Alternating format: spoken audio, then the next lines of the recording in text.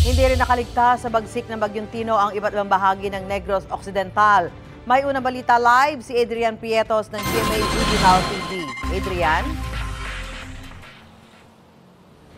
Yes, Susan, mga kapuso, maayong aga dahil nga sa tindi at lakas ng hangin na dala ng Bagyong Tino dito sa Bacolod City at maging sa maraming bahagi ng probinsya ng Negros Occidental kahapon ay naitala ang mahigit 5,200 ayon sa Bacolod LGU at Department of Social Services and Development, mga kapuso, na mga evacuees. Sa kasalukuyan ay pansamantalang nanunuluyan ang mga ito sa 25 evacuation centers sa lungsod kagaya ng mga barangay hall at maging eskwelahan. Ang Bacolod City Government Center, mga kapuso, ay binuksan na rin upang may matulugan ang mga residente, lalong-lalo na yung mga apektadong residente mula sa coastal areas kagaya ng Barangay Mandalagan, Barangays 1, 2, 3 at Barangay Banago.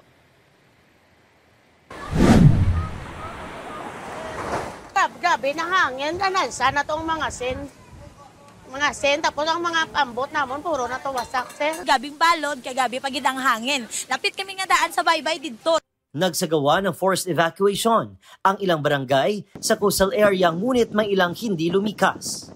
Ang ako na gurumay mo as the PNP, pakadto di, kag mag-forced evacuation ta wala na ta may mo. Ayon sa Bacolod City LGU, nasa 1,500 na pamilya ang lumikas. Gina-safety ta sila gani, sila yan nagapakagtupakari.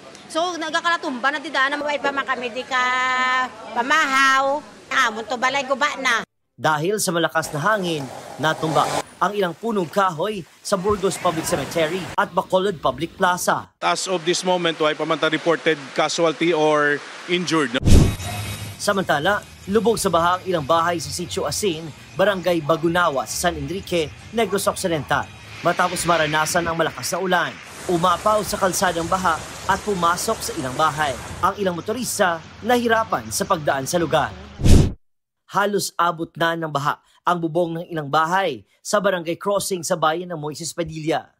Halos umapaw naman ang tubig sa overflow sa barangay 1. Sa barangay Montilla, hindi madaanan ang ilang kalsada matapos matumba ang ilang puno. Pansamantala ring hindi madaanan ang hanging bridge na ito sa barangay Quintin Remo. Ayon sa MDRMO, mahigit 500 na individual ang lumikas at pansamantalang nananatili sa 8 evacuation sites. Samantala, nilipad ng malakas na hangin ang ilang bubong sa Victoria City. May ilang kalsadang hindi na madaanan dahil sa natumbang mga puno.